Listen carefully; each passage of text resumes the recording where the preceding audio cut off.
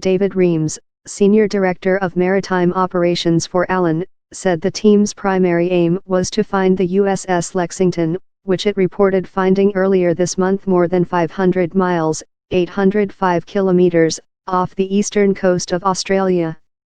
With some extra time, Reams said the team decided to look for other wrecks of interest in the same general area.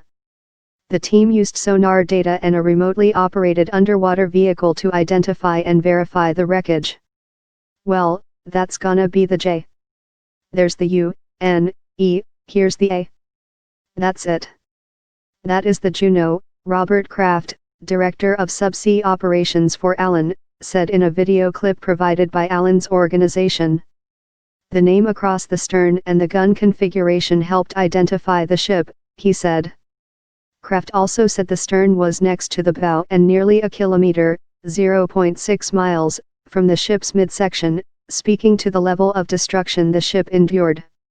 Wreckage of the USS Juno, named for the city in Alaska, was found about 2.6 miles, 4.2 kilometers, underwater, off the coast of the Solomon Islands, Allen's organization said. Ultimately, 683 of the ship's 697 sailors died, Taylor said. 10 survived and 4 had transferred to another ship to provide medical aid before the USS Juno sank, he said. Bob Neymeyer, a historian at the Sullivan Brothers Iowa Veterans Museum, called the discovery of the ship's wreckage stunning news.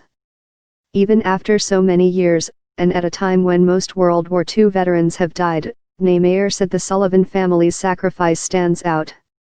He said the deaths were the largest single-family combat loss in American military history. We have people visit the museum and many of them want to know where the Sullivans are buried, and we would tell them somewhere in the South Pacific, Neymeyer said. Now we can tell them more specifically where the remains are after 75 years, and that brings more closure than somewhere in the South Pacific. Reams said the team does not publicly disclose exactly where they have found ships to discourage wreck hunters, but for U.S. ships it does provide that information to the Naval History and Heritage Command for its own records. Samuel Cox, director of the Naval History and Heritage Command, said he was struck at how well preserved the 3 most recent ships found were. Mary and Raymond Testa, who live in Texas, were excited when they heard the USS Juno had been found. Mary Testa had inherited letters from her mother that had been written by a sailor aboard the ship. William Meeker Jr. Meeker's mother also was Mary Testa's godmother. Mary Testa said the discovery of the ship was unbelievable. Her husband said he couldn't stop talking about it. I contacted everybody I could possibly think of, who has any relationship to the ship, Raymond Testa said.